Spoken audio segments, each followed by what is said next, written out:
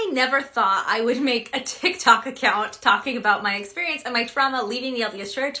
I was actually planning on never, ever talking about it publicly under any circumstance. When I first left the church, I had found out that it was demonstrably false. When you actually look into the history, any plausible argument that we're talking about real truth here completely goes out the window. It was clearly started as a fraud, or you have to believe that God was doing his hardest to make the whole thing look like a fraud, because there is no other way to interpret that data once you really dive into it. But if other people want to believe that and it makes them happy, good for them, right? Like, I don't care if people believe in flying unicorns. That's good for them, right? It's none of my business. I was like, I'm gonna leave quietly. I'm not gonna say anything about it.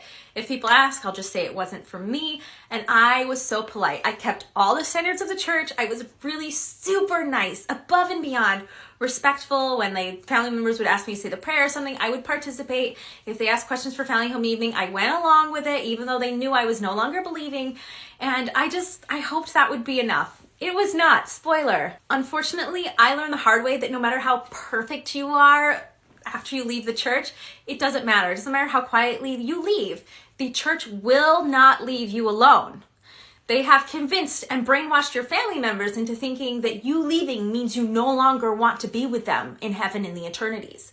And so they believe that they have to do everything in their power to get you back, which means boundaries do not have to be respected for most of these people.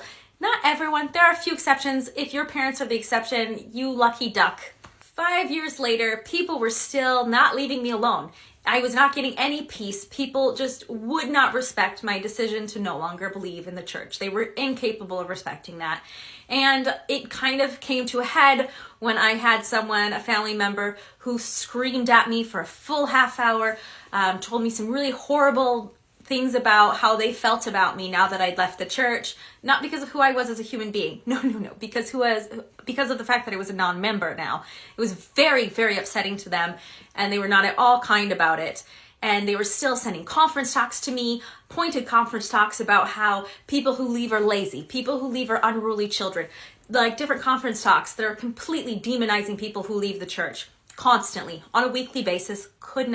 I went no contact with that person in the end because it was really, really overwhelming. For the straw that broke the camel's back, I had a family member tell me that were I to die, they would do their hardest to make sure my children got baptized, which inspired me to start this TikTok account, make it very public so that if my children were to ever look into it, they could know exactly how I felt about the church. But this TikTok has had the amazing side effect of now people that were really pushy before, they leave me alone. It's